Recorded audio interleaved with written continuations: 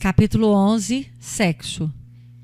Ainda sob a impressão desagradável colhida do drama de Cecília, acompanhei Calderaro a curioso centro de estudos, onde elevados mentores ministram conhecimentos a companheiros aplicados ao trabalho de assistência na crosta. Não é templo de revelações avançadas, informou o instrutor, mas instituição de socorro eficiente às ideias e empreendimentos dos colaboradores militantes nas oficinas de amparo espiritual. Cátedra de amizade, criada para discípulos a quem o esforço perseverante enobrece. Ante minha indagação de aprendiz, continuou bondoso. Esses amigos reúnem-se uma vez por semana a fim de ouvirem mensageiros autorizados no tocante a questões que interessam de perto nosso ministério de auxílio aos homens. Estimo teu comparecimento hoje, porquanto o emissário da noite comentará problemas atinentes ao sexo. Uma vez que estudas, nestes dias, os enigmas da loucura, com tempo curto para a realização de experiências diretas, a palestra vem ao encontro de nossos desejos. Não foi possível maior conversação preliminar. O assistente observou que os trabalhos já estariam iniciados. Seguimos, por isso, sem maiores delongas. Com efeito, encontramos a Assembleia em plena função. Pouco mais de 200 de companheiros do nosso plano ouviam atenciosos o iluminado condutor de almas. Sentamo-nos, por nossa vez, respeitosamente à escuta. O portador da sabedoria, cercado de viva luminosidade, prelecionava sem afetação. A palavra bem timbrada, penetrando-nos o íntimo pela inflexão da sinceridade, falava simples.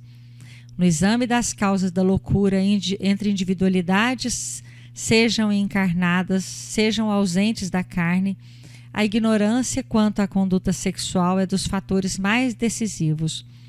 A incompreensão humana dessa matéria equivale à silenciosa guerra de extermínio e de perturbação que ultrapassa de muito as devastações da peste referidas na história da humanidade. Vocês sabem que só a epidemia de bubões no século VI de nossa era, chamada peste de Justiniano, eliminou quase 50 milhões de pessoas na Europa e na Ásia, pois esse número expressivo constitui bagatela comparado com os milhões de almas que as angústias do sexo dilaceram todos os dias. Problema premente este que já ensandeceu muitos cérebros de escola.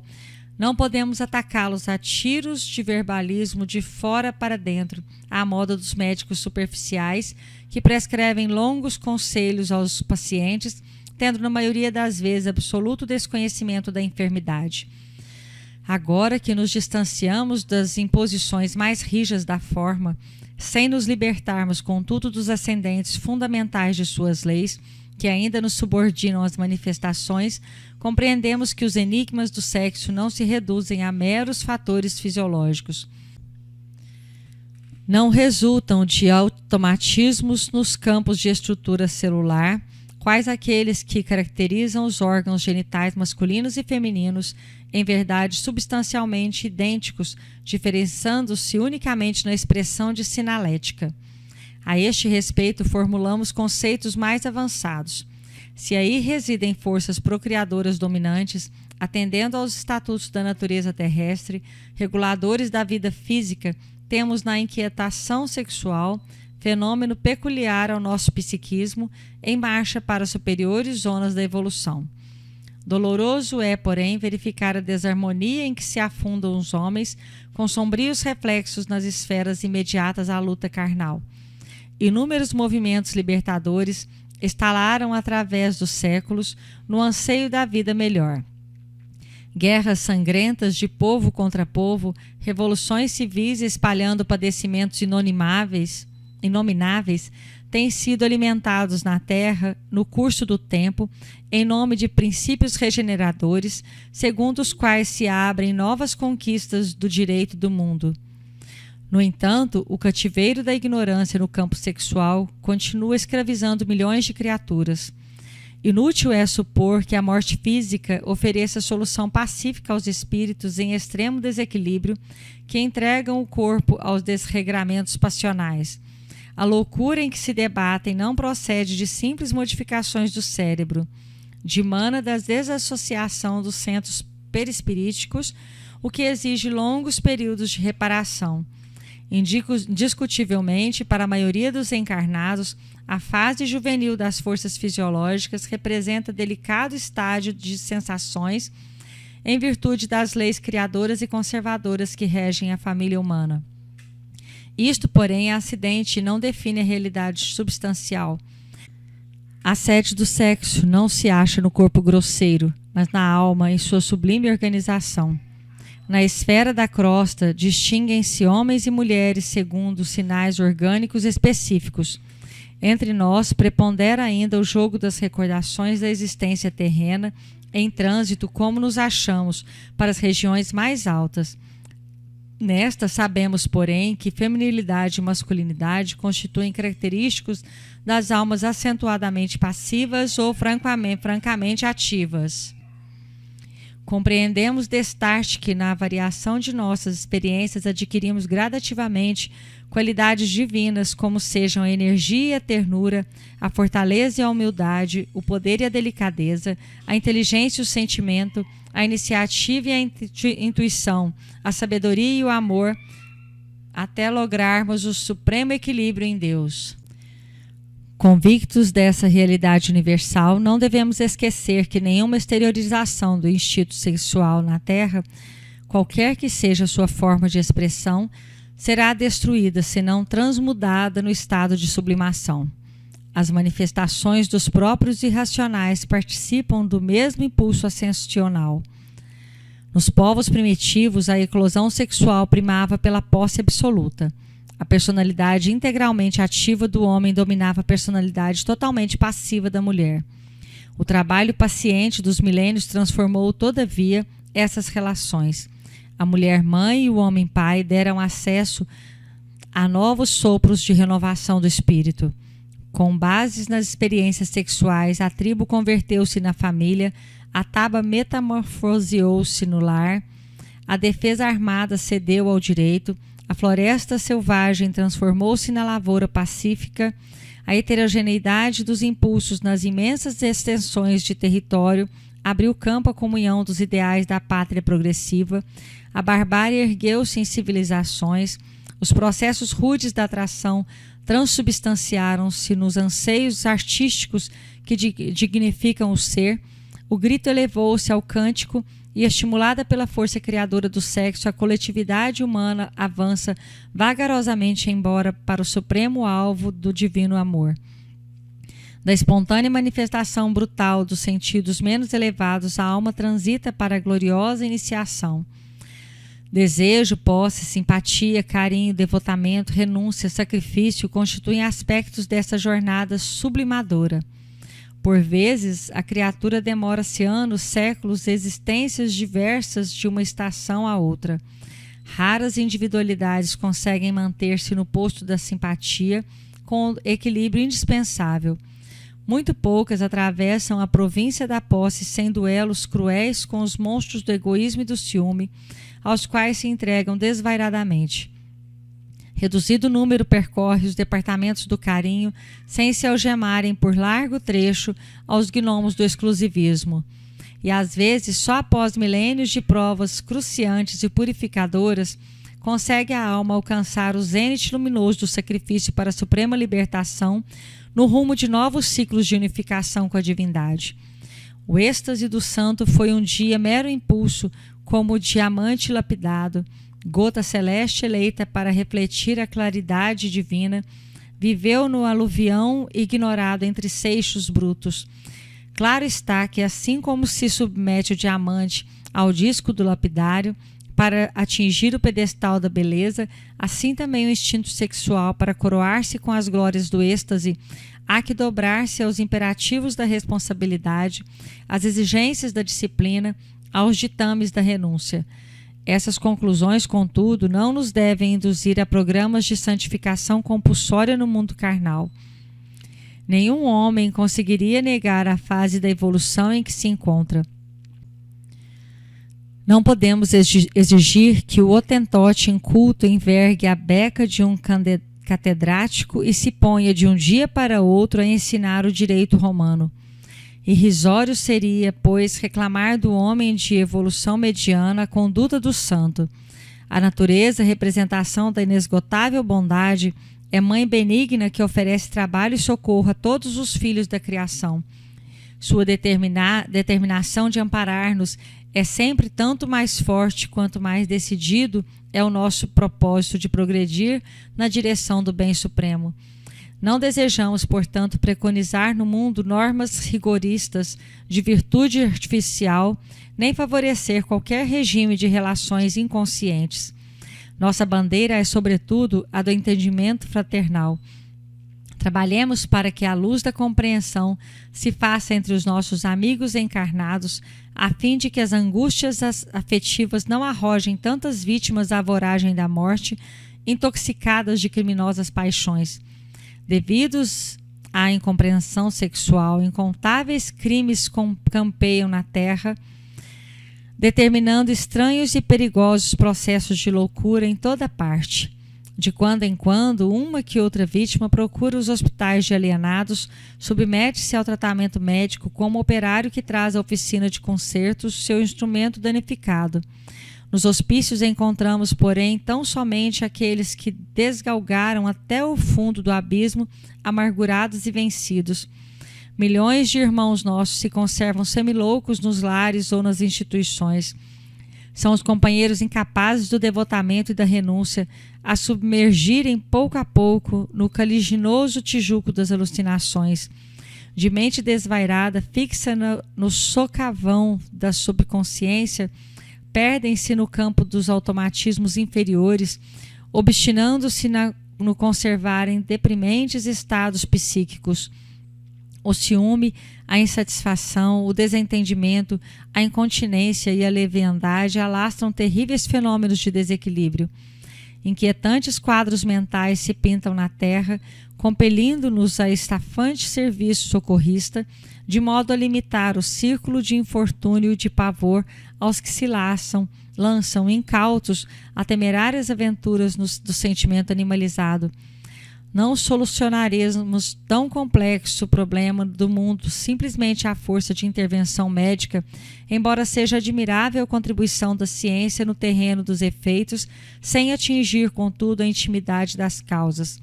A personalidade não é obra da usina interna das glândulas, mal produto da química mental. A endocrinologia poderá fazer muito com uma injeção de hormônios, a guina de pronto-socorro às coletividades celulares, mas não sanará lesões do pensamento. A genética, mais hoje, mais amanhã, poderá interferir nas câmaras secretas da vida humana, perturbando a harmonia dos cromossomos no sentido de impor o sexo ao embrião.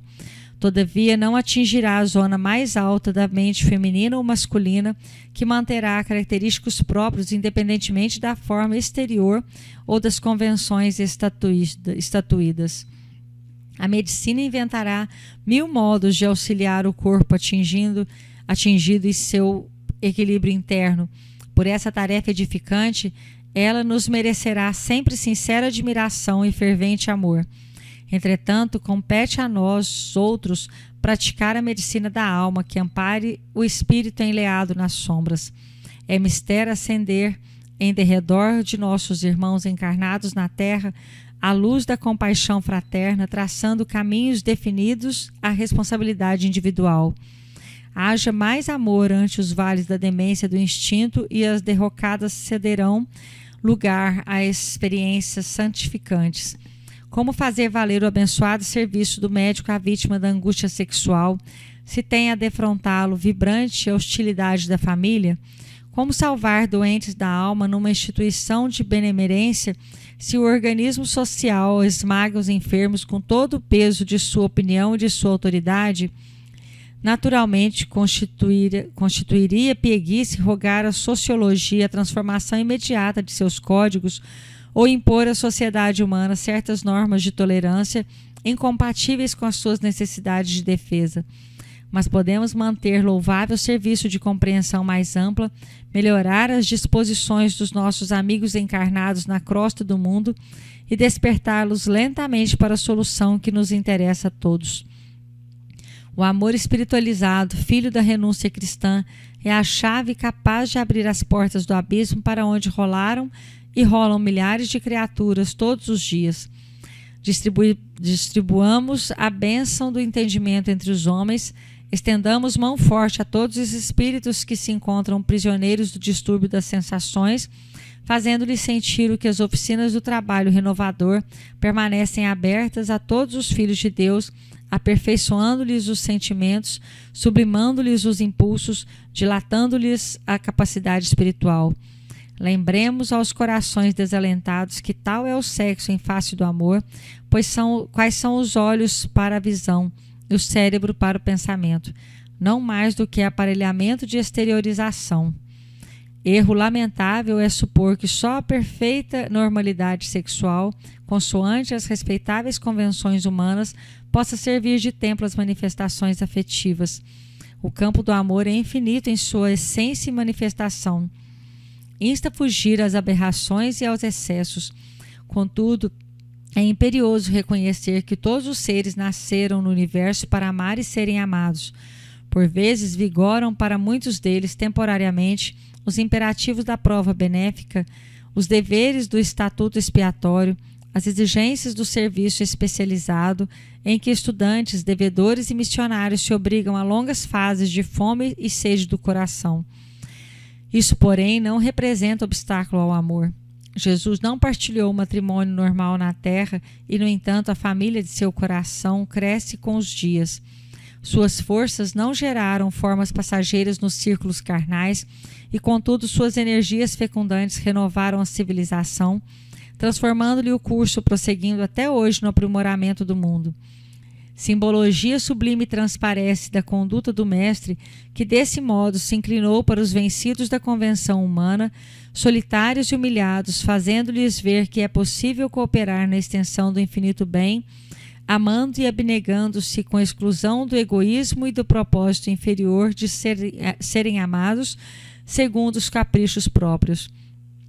A construção da felicidade real não depende do instinto satisfeito. A permuta de células sexuais entre os seres encarnados, garantindo a continuidade das formas físicas em processo evolucionário, é apenas um aspecto das multiformes permutas de amor. Importa reconhecer que o intercâmbio de forças simpáticas, de fluidos combinados, de vibrações sintonizadas entre almas que se amam, paira acima de qualquer exteriorização tangível de afeto, sustentando obras imperecíveis de vida e de luz nas ilimitadas esferas do universo. Desenvolvamos, pois, carinhosa assistência aos que desesperam no mundo, sentindo-se na transitória condição de deserdados. Ensinemo-los a libertar a mente das malhas do instinto, abrindo-lhes caminho aos ideais do amor santificante, recordando-lhes que fixar o pensamento no sexo torturado, com desprezo dos demais departamentos da realização espiritual, através do cosmo orgânico, é estacionar inutilmente no trilho evolutivo. É entregar-se inerte à influência de perigosos monstros da imaginação, quais o despeito e a inveja, o desespero e a amargura, que abrem ruinosas chagas na alma e que culminam ao exclusivismo, pena que pode voltar até a loucura e a inconsciência. Convidemo-los a rasgar horizontes mais longes no coração. O amor encontrará sempre mundos novos, e para que tais descobertas se coroem de luz divina, bastará à criatura o abandono da ociosidade, que por si mesma combaterá a nefanda ignorância. Dentro de cada um de nós esplende sem desmaio a claridade libertadora no pensamento de renovação para o bem comum que devemos cultivar e intensificar em cada dia da vida. O cativeiro nos tormentos do sexo não é problema que possa ser solucionado por literatos ou médicos a agir no campo exterior. É questão da alma, que demanda processo individual de cura, e sobre essa só o espírito resolverá no tribunal da própria consciência.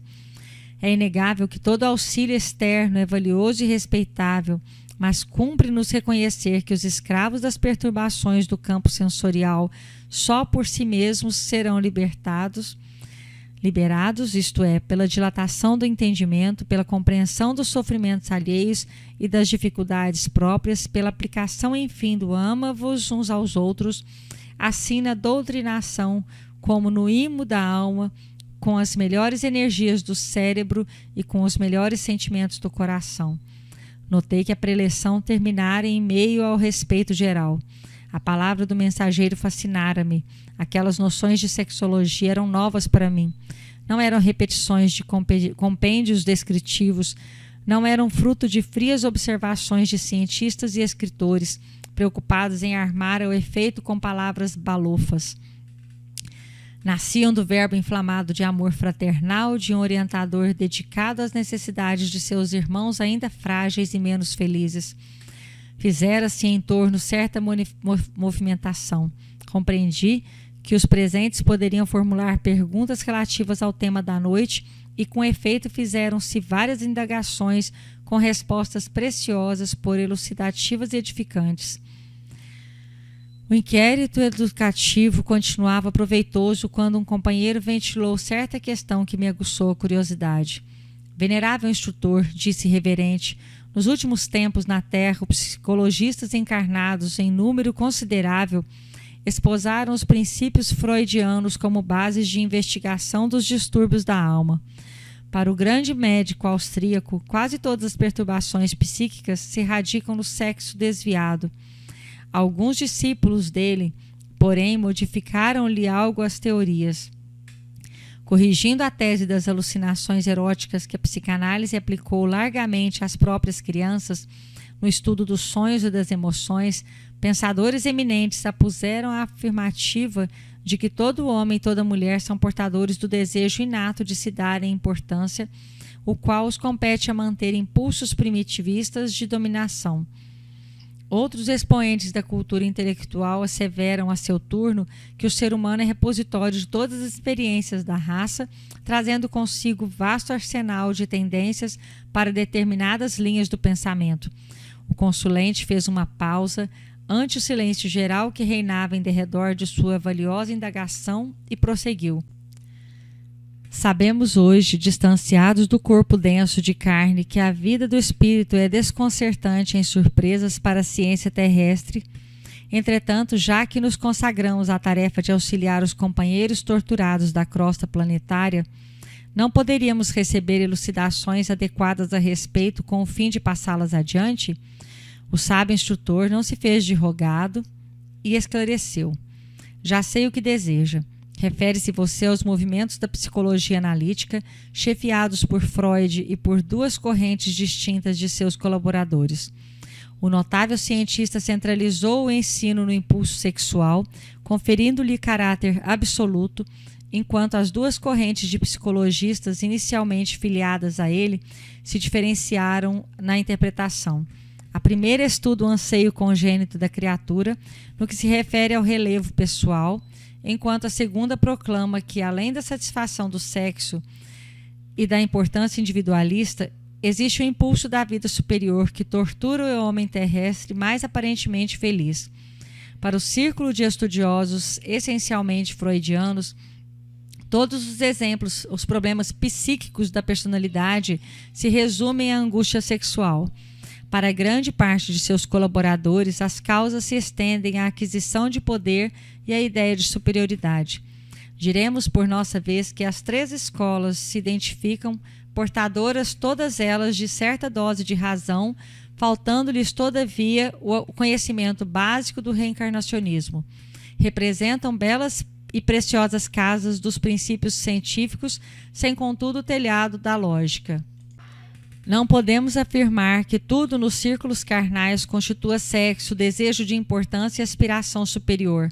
No entanto, chegados à compreensão de agora, podemos assegurar que tudo na vida é impulso criador. Todos os seres que conhecemos, do verme ao anjo, são herdeiros da divindade que nos confere a existência e todos somos depositários de faculdades criadoras. O vegetal, instigado pelo heliotropismo, surge na paisagem, distribuindo a vida e renovando-a. O pirilampo cintila na sombra, buscando perpetuar-se. O batráquio sente vibrações de amor e de paternidade nos recessos do charco. Aves minúsculas viajam longas distâncias colhendo material para tecer um ninho. A fera ouvida, a índole selvagínea, ao lamber com ternura um filho recém-nato. E mais da metade dos milhões de espíritos encarnados na crosta da terra, de mente fixa na região dos movimentos instintivos, concentram suas faculdades no sexo, do qual se derivam naturalmente os mais vastos e frequentes distúrbios nervosos.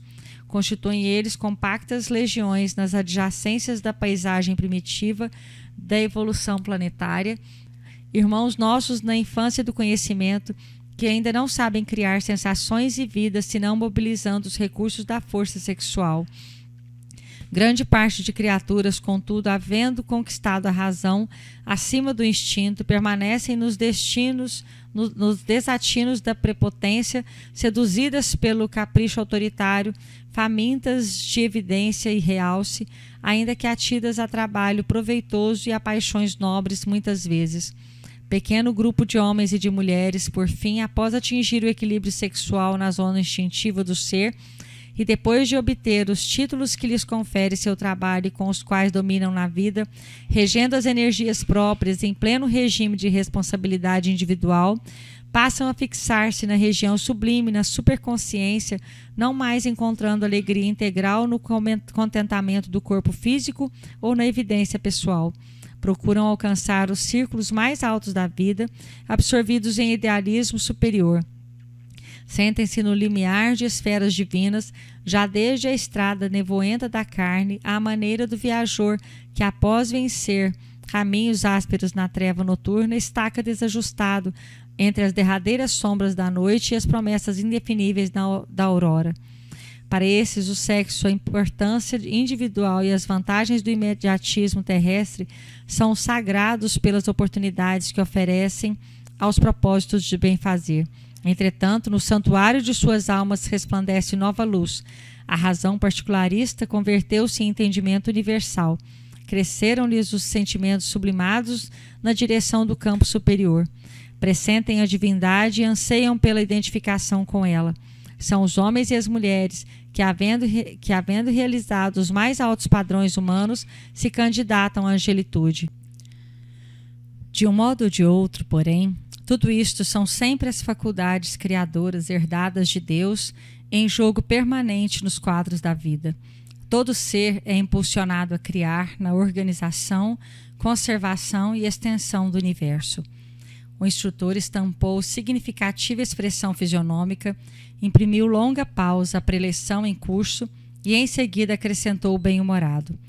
Muitas vezes as criaturas instituem o mal, desviam a corrente natural das circunstâncias benéficas, envenenam as oportunidades estacionando longuíssimo tempo em tarefas reparadoras ou expiatórias. Entretanto, ainda aí é forçoso observar a manifestação incessante do poder criador que nos é próprio, mesmo naqueles que se transviam. Em verdade, caem nos despenhadeiros do crime, lançam-se aos vales da sombra, mas organizando e reorganizando as próprias ações, adquirem o patrimônio bendito da experiência. E com a experiência alcançam a luz, a paz, a sabedoria e o amor com que se aproximam de Deus. Concluímos deste modo que se a psicologia analítica de Freud e de seus colaboradores avançou muito no campo da investigação e do conhecimento, resolvendo em parte certos enigmas do psiquismo humano, falta-lhe, no entanto, a chave da reencarnação para solucionar integralmente as questões da alma. Impossível é resolver o assunto em caráter definitivo sem as noções de evolução, aperfeiçoamento, responsabilidade, reparação e eternidade. Não vale descobrir complexos e frustrações, identificar lesões psíquicas e deficiências mentais sem as remediar. Em suma, não satisfaz o homem exame da casca. É essencial atingir o cerne e determinar modificações nas causas. Para isso, é imprescindível confessar a realidade do reencarnacionismo e da imortalidade. Até lá, portanto, auxiliemos nossos amigos do mundo na conquista da confiança em si mesmos, na penetração da esperança divina, e no contínuo autoaprimoramento pelo trabalho redentor. Calou-se o emissário sorridente. Outras perguntas surgiram, interessantes e oportunas, obtendo respostas claras e edificantes, com real proveito para todos os ouvintes. Encerrada a reunião, retirei-me em silêncio ao lado de Calderaro, que também se recolhia como a reter a luz reveladora dos conceitos ouvidos. Não sei o que pensaria o prestimoso assistente, submerso em funda meditação. Reconhecia tão só que, por minha vez, descobrira novo campo de conhecimento na província da sexologia. Daquele momento em diante, outras noções de amor desabrochavam-me na consciência, iluminando-me o ser.